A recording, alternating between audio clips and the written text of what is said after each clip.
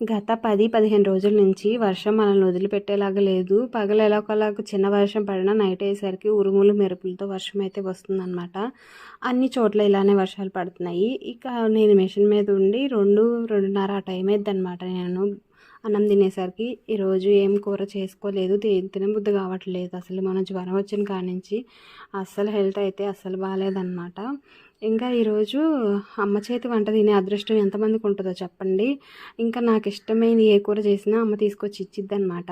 ఈరోజు సేమదుంపలతో పులుసు అయితే చేసిందనమాట. సూపర్గా చేసిద్ది అన్ని వంటలు కూడాను.